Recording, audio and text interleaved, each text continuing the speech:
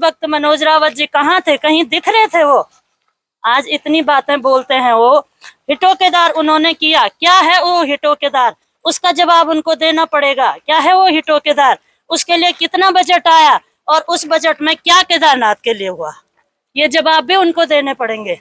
आज तुम 5 साल की बातें करते हैं। 5 साल में तुमने क्या किया? वो सिल्वर के पतीले लाकर हमारी बहनों को दे दिया। मुझसे बहनें बोल रही थी दीदी वो पतीले भी फूट गए। तो ऐसी ऐसी योजना देते हो तुम।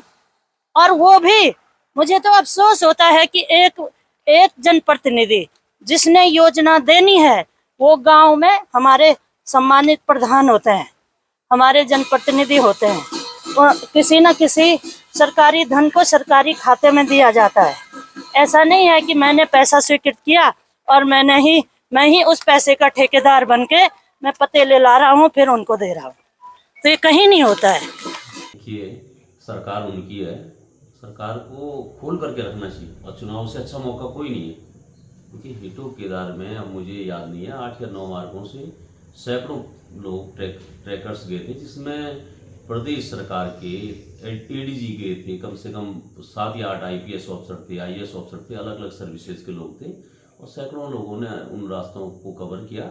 और अच्छा तो ये होगा कि राज्य सरकार को और आशा नौटियाल जी को तथ्यों को कि कितने लोग गए थे, उनमें कौन कौन लोग थे, कौन कौन से मार्ग थे, कितने कितने दिन के ट्रैक किए गए थे और उस पर कितना खर्चा था, वो उनको तथ्य सहित बताना चाहिए। देखिए, आशा नौटियाल जी को अगर ये कहा है तो हिटो केदार, आज हिटो केदार की याद तब आई जब ये 31 जुलाई की आपदा आई, जब रास्ते बंद हो गए।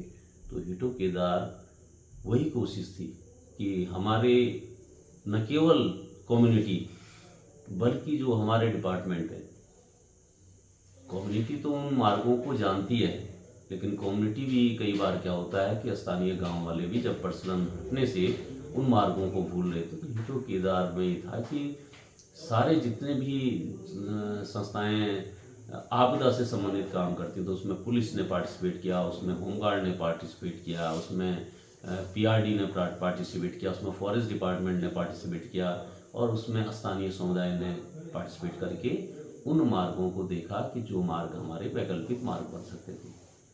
तो मैं आशा जी को तो क्या कहूँ, लेकिन मैं तो राज्य सरकार को चुनौती दे रहा हूँ कि उनको एक प्रेस कॉन्फ्रेंस करनी चाहिए क्या होता। और इस समय देखिए, वो बार बार हिटो केदार की रट लगा रहे हैं, तो उनको सामने आकर के ले आना चाहिए उन तथ्यों को कि कितना पैसा लगा था, क्या हुआ था, कितने लोग गए थे, खोल लेना और जांच करनी चाहिए, सरकार उनकी है।